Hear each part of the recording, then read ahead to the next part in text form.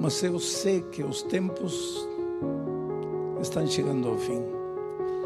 Não vou dizer para você se é amanhã, este ano, daqui a 5 anos. Mas o tempo está chegando ao fim. Tudo que vamos ao texto bíblico. São Mateus, capítulo 11, versículos 29 e 30. É um texto muito conhecido, mas eu quero meditar, pensar e repensar com você esta manhã neste texto.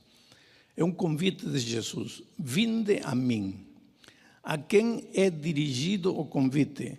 Todos os que estáis cansados e sobrecarregados. O convite de Jesus é a todos aqueles que estão cansados e sobrecarregados. No original grego, o sentido é a todos aqueles que já não conseguem suportar mais as cargas da vida, os problemas da vida.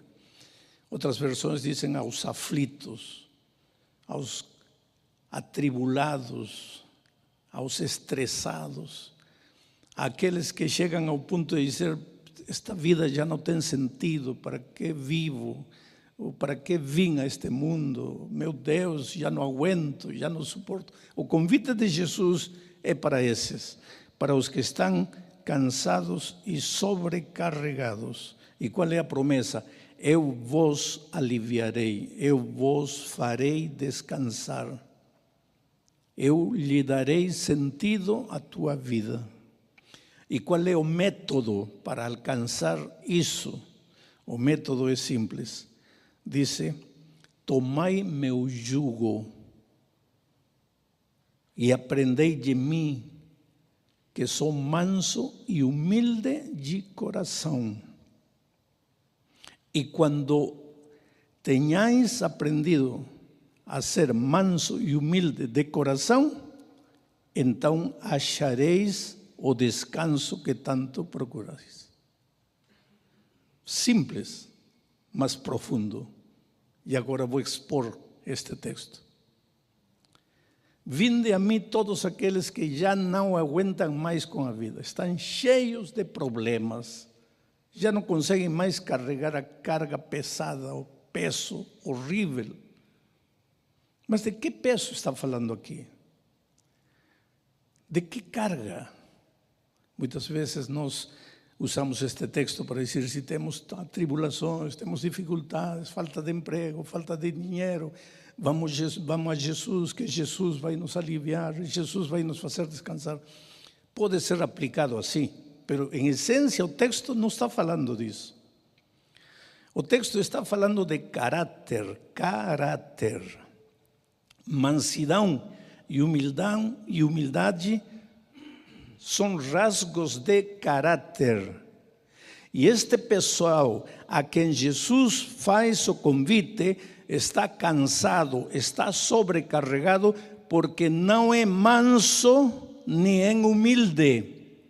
E por isso Jesus disse: vinde a mim e aprendei de mim a mansidão e a humildade. E quando vocês tenhais aprendido, então achareis o descanso que tanto buscais. Caráter. E isto combina com o que os estudiosos do comportamento humano dizem. Hoje tem ciência para todo, e é uma rama da psicologia que estuda o comportamento humano, porque o ser humano faz as coisas que faz, porque se conduz do jeito que se conduz. E eles afirmam que a maioria dos problemas, a grande maioria dos problemas que nós carregamos na vida é por causa de nosso caráter.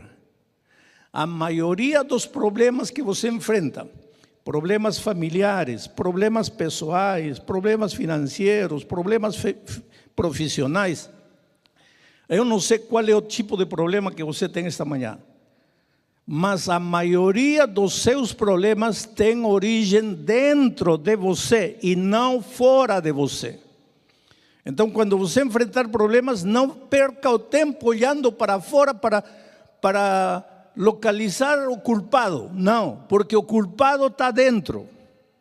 A maioria dos problemas que você enfrenta tem origem no seu caráter. E não estou falando de temperamento, estou falando de caráter. Você pode ser do temperamento que quiser. Inclusive, quando Deus criou o ser humano, e através de Adão e Eva, a humanidade, Deus criou um jardim maravilhoso, que tem gladiolos, tem tulipães, tem rosas, tem cravos. E em temperamento também, melancólicos, coléricos, enfim. Só que era um melancólico perfeito. O ser humano, quando saiu das mãos de Deus, era um colérico perfeito. E quando o ser humano se afastou de Deus, se distorcionou o caráter do ser humano. Hoje nós somos um remédio do caráter que originalmente Adão e Eva tiveram quando saíram das mãos de Deus. A serva de Deus tem uma citação que é pesadíssima. Diz que o caráter do ser humano separado de Deus é perverso, não é ruim, porque ruindade é uma coisa e perversidade é outra coisa. É perverso, deformado, maligno. E esse caráter é que nos cria os problemas. Então, quando os problemas chegam, a gente quer determinar, ver quem o culpado, minha esposa, meu esposo, meu filho, meu chefe, meu colega. Está perdendo tempo. Porque quando um não quer, dois não brigam. O problema está na gente, o caráter deformado do ser humano. Por isso Jesus disse: você está sobrecarregado, está cansado, está estressado, já não aguenta mais? Venha a mim. Eu vou colocar sobre você meu jugo. Jesus era um mestre das ilustrações, porque quando ele falou isso, aí estavam os campos. E não haviam tratores naquele tempo. A terra era arada por 2 bois juntados com um jugo. E geralmente naquele tempo se colocava um touro velho, experiente, maduro, que sabia arar direitinho, amarrado através do jugo a um touro adolescente, jovem, cavalinho louco, que queria correr para aqui, para lá, que nunca tinha arado. Então, o touro velho amarrado ao touro jovem. E o touro velho começava a arar. O touro pequeno, o jovem, queria sair. Cabeceava para sair, não podia, porque o touro velho, maduro, forte. E o coitado de tanto dar cabeçada, finalmente aprendia a arar direitinho. Agora, Jesus vê essa figura do campo e fala para as pessoas: você está carregado, está cansado, está aflito, está desesperado, já não aguenta mais, problema de todo lado, problema financeiro, problema... Venha a mim. Eu vou te colocar meu jugo, você vai caminhar comigo e de tanto andar comigo vai aprender 2 coisas básicas na vida: mansidão e humildade. E quando você tem aprendido isso, teus problemas desaparecerão. O problema é que nós não aceitamos que nosso problema é caráter. Uma senhora um dia disse para mim: pastor, meu problema não é caráter, meu problema é falta de dinheiro. Não tem nada a ver com caráter, pessoal. Eu sou gente fina, pastor. Na igreja todos me amam, todos gostam de mim. Meu problema é que o dinheiro não me alcança. Estou devendo 3 cartões de crédito. Então peguei dinheiro de uma irmã emprestado para pagar. Agora estou devendo os 3 cartões, estou devendo à irmã. Aí peguei dinheiro com outro irmão. Agora estou devendo os 3 cartões, estou devendo a esta irmã, estou devendo a outra irmã. Isso não tem nada a ver com caráter, pastor, porque meu caráter é tão lindo, eu sou tão doce, tão meiga, que todas as pessoas me emprestam dinheiro. Se eu fosse ruim, ninguém me emprestaria. Meu problema não é caráter, meu problema é dinheiro, falta de dinheiro. É assim que todos raciocinamos de uma ou de outra maneira. Dinheiro, tu problema é dinheiro. Sábado de manhã, você vai para a igreja, tem que ir para a igreja. Abre o guarda-roupa. Vou falar das damas, que podia ser dos homens também. 25 vestidos. Passa um, passa outro, passa outro, passa outro. E respira fundo. Ai, não tenho roupa. E esses 25 vestidos, que são? Ah, não, mas já me viram com isso. Ah, já te viram? E qual é o problema? Pastor, que dirão que não tenho dinheiro? E não tem dinheiro. Então qual é o problema? Qual é o problema que te venha com um vestido 4, 5, 20 vezes? Qual é o problema? Mas não, pois. Como você chega à conclusão de que não tem roupa, domingo, segunda, você já está no shopping, comprando outro vestido. E depois, quando chega a hora de pagar, não tem dinheiro. Aí um cartão estoura, outro cartão estoura. Aí qual é o problema? Não é meu caráter, é dinheiro. Que dinheiro, querido? Que dinheiro? A maioria dos problemas de nossa vida, em qualquer área da vida, tem que ver com caráter. Tanto assim que o mundo afora, que não conhece Deus, ou que não tem o conceito que nós temos de Deus, do Evangelho, da vida cristã, antigamente falava muito do famoso QI, que não é quem indica, é QI, de quociente intelectual. Quer dizer, as empresas antigamente procuravam o mais capaz profissionalmente, o mais cabeça, o mais preparado, um doutorado bom, 2, melhor, 5. As empresas brigavam pelo mais capaz profissional intelectualmente. Isso já passou de moda. Hoje ninguém mais está procurando o melhor QI. Hoje fala-se de uns 15 anos para aqui, talvez um pouquinho mais, da famosa inteligência emocional. Agora você tem seminário de inteligência emocional por todo lado. Inteligência emocional. E que coisa é inteligência emocional? Caráter. Caráter. Caráter. Por quê? Porque hoje, se uma empresa tem 2 candidatos, um com um alto QI, com 3 doutorados, um profissional completo, mas com péssimo caráter, e ao lado você tem um profissional mediano, porém com um bom caráter, as empresas hoje preferem este. E este vai sair pela vida dizendo que nunca valorizaram ele, que nunca apreciaram o que ele é capaz de fazer, que nunca olharam para ele, que tiveram inveja dele. E enquanto ele estiver procurando o culpado fora, ele nunca vai achar solução para seu problema. Que meu marido é difícil, talvez. Minha esposa é horrível, talvez. Mas, quando um não quer, 2 não brigam. Nossa tragédia, querido, é ter-nos separado de Deus. Quando fomos criados com um caráter perfeito.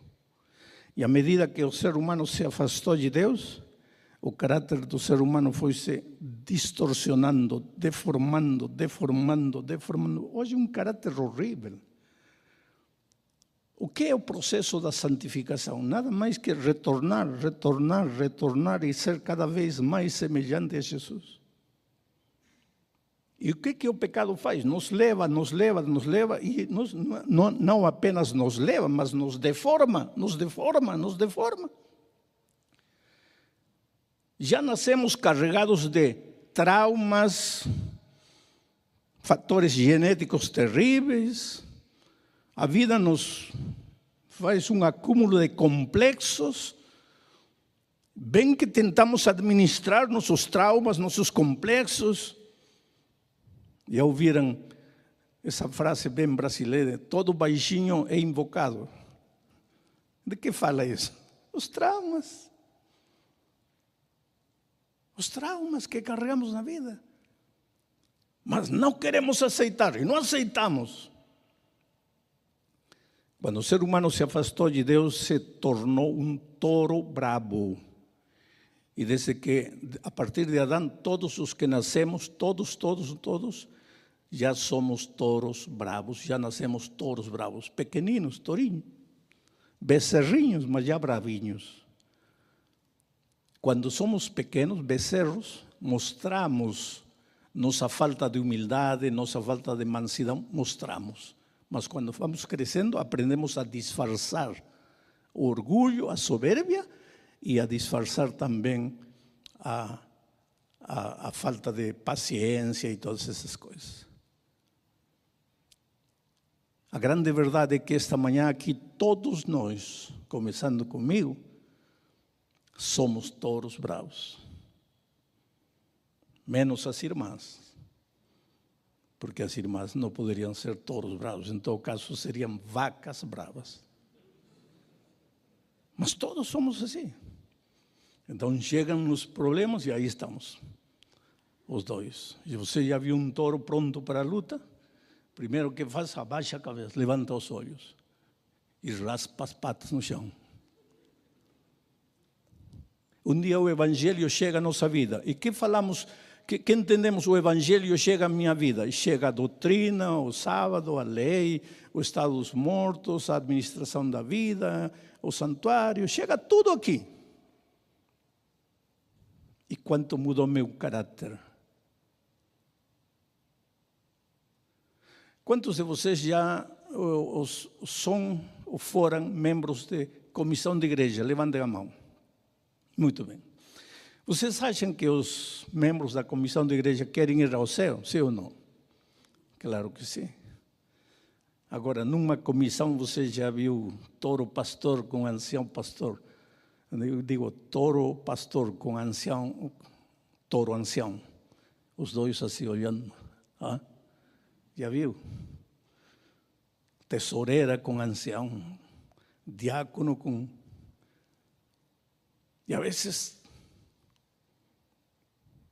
interessante, que quando João, em Apocalipse 14, 1, vê os 144 mil, que são um símbolo dos redimidos, vê que todos eles têm aqui o nome do Pai e o nome do Cordeiro.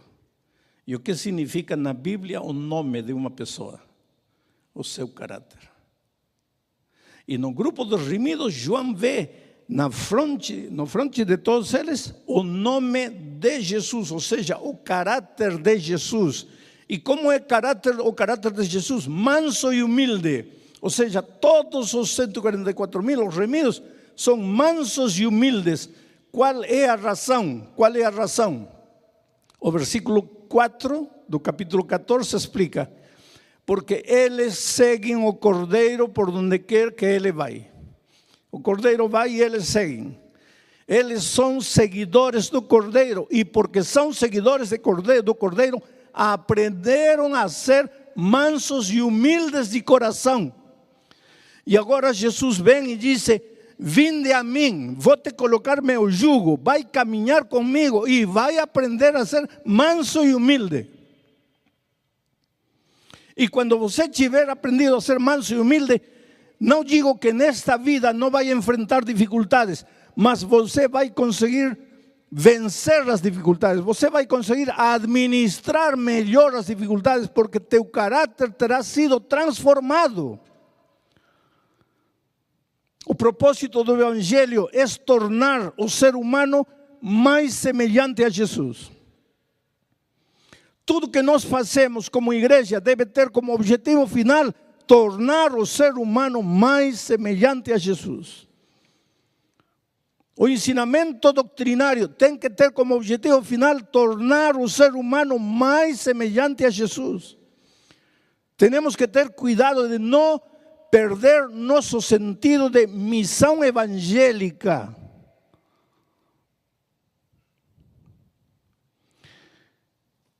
É uma luta constante, querido. É a luta que Paulo explica em Romanos 7, quando diz: eu não quero ser assim, mas sou. Quantas vezes eu prometo a Deus que vou ser de uma maneira e não consigo? Miserável homem de mim, quem me livrará deste touro selvagem? Não consigo. Eu recebo muitos e-mails e um dia recebi um dos e-mails mais impactantes. Um homem ateu, rico, muito rico, dono de várias empresas, tinha sido casado com uma irmã da igreja, com uma médica. Quando esta médica nasceu e cresceu na igreja, porque uma jovem que nasce e cresce na igreja casa com um ateu, mistérios não do amor, mistérios da paixão, mas casou com o argumento que sempre se esgrime de que meu amor vai mudá-lo. Não, querido, teu amor não muda ninguém. Casou. Ele fez promessas: você é livre, você pode praticar sua religião, não tem problema, que isso, que aquilo, até casar. Depois de casar, ele mostrou o touro bravo na sua plenitude. Proibiu ela de ir à igreja. Ele fez miséria com a vida da esposa. Aí vieram os filhos, os pais diziam para ela: olha, separe-se. E ela argumentava: não quero que meus filhos cresçam sem papai. Então tenho que suportar esta vida por causa dos meus filhos. Um dia ele achou um recibo de dízimo na bolsa dela. Ele começou a agredir ela fisicamente, moralmente, enfim, em todos os aspectos. Quando achou esse recibo de dízimo, disse para ele: eu não entendo, você é médica, inteligente, se supõe que você foi à universidade, que você estudou, que você não é uma mulher ignorante para ser enganada. Dízimo, só para enriquecer os pastores. Argumentos de gente que não conhece nada de Deus e nada da vida da igreja, né? Os filhos tiveram 12 anos, quiseram se batizar. E ela disse para os filhos: falem para o pai que amanhã é o batismo de vocês. De repente ele aceita o convite de vocês. E os meninos foram: pai, amanhã, eram gêmeos, amanhã vamos nos batizar. Gostaríamos que você fosse à igreja para o nosso batismo. E ele disse aos filhos o seguinte: religião é coisa de mulher, vão vocês, eu não vou. Um dia a igreja fez um passeio ao campo, ela e os meninos foram. Quando estavam retornando no sábado de noite, chovia muito, saiu da estrada, caiu, o carro pegou fogo, morreu ela e os 2 meninos. Agora imaginem a reação dele. Agrediu a igreja, iniciou um processo contra a igreja, fez miséria. Agrediu o pastor, bateu o pastor na porta da igreja. Terrível. Um tempo depois ele se sentiu mal, foi ao médico e o médico Disse para ele: infelizmente você está com um câncer terminal. Este câncer não é de agora. Há quanto tempo você não visita o médico? Há anos. Pois aí está. Este problema você já traz há tempo. Só que agora eu não posso lhe dar muita esperança. Vamos fazer o tratamento. Ele estava golpeado, abalado já pela morte da esposa, dos filhos. Voltou para casa. Se deitou a chorar aí. Quero morrer, quero morrer. Para que tratamento? Eu quero morrer. Já morreu minha esposa, morreram meus filhos. Quero morrer. Mas não morreu. Uma noite chorou e por primeira vez falou com Deus. Abriu seu coração. Meu Deus, o que eu fiz? Aí lembrou uma noite que ele levantou à meia-noite, a esposa não estava na cama, foi na sala, a esposa estava no YouTube, ouvindo uma pregação minha. Foi a razão disso que ele me escreveu a carta depois, o e-mail. E quando ele viu, pegou o laptop e jogou no chão, pisou, bateu na esposa. Agora, nesta nova etapa, diante da morte, aquela noite falando com Deus, lembrou daquela noite, se levantou, foi lá, abriu o computador, me procurou e me achou. E ele disse no e-mail: pastor, quando terminei de ouvir a pregação, caí. Entendi o que minha esposa tinha achado. O evangelho que transforma, que limpa, que perdoa. Pastor, já estava feita a minha vida, minha esposa morta, meus filhos mortos, eu morrendo. Por que eu não conheci tudo isto antes? Por que só agora? Mas entregou sua vida a Jesus. Na manhã seguinte acordou com vontade de viver. Há dias que não se apresentava na empresa. Tomou banho, se levantou, foi correndo. Entrou cumprimentando todo mundo. Era um homem duro, não cumprimentava ninguém. Todo mundo tinha medo dele. Desta vez ele foi perguntando como está a esposa, os filhos. Todo mundo ficou assustado. Todo mundo sabia que ele estava na beira da morte. E eles começaram a falar que as pessoas antes de morrer ficam assim bonzinhas. Ele já está nas últimas. E ele ficou, ninguém sabia que ele tinha nascido a uma vida nova. Um tempo depois ele foi ao médico por exames de rotina. E o médico disse: olha, vou te pedir outro exame. O que foi? Estou pior? Não, vou te pedir outros exames. 15 dias depois ele voltou com os exames. E o médico falou: o que você está tomando além do que eu te dou? Nada. Para que se eu vou morrer? Do que eu quero morrer? Não, você está tomando algo? Não. Então vou te mandar com outro especialista, amigo meu. Faz outros exames com ele. Resultado, querido, para encurtar a história, ele estava curado. Ele não tinha câncer. Existe possibilidade de que o primeiro médico tinha falhado? Não, os exames estão aí. Ele estava com câncer, ele agora não estava com câncer. No sábado seguinte ele se apresentou na igreja. Entrou o médico, o pastor, quando viu, pensou: vem aqui me atacar de novo. E ele, terminando o culto, procurou atrás e disse: pastor, eu quero me batizar. E contou sua história. A raiz de tudo isto, ele escreveu essa carta para mim. Hoje, ele diz: pastor, eu cada final de ano divido metade dos lucros da empresa com meus trabalhadores. Não é de direito, eu faço isso por amor. Hoje todas as pessoas me procuram. Hoje eu sou amado. O que aconteceu com ele? Mudou seus conceitos doutrinários? Sim.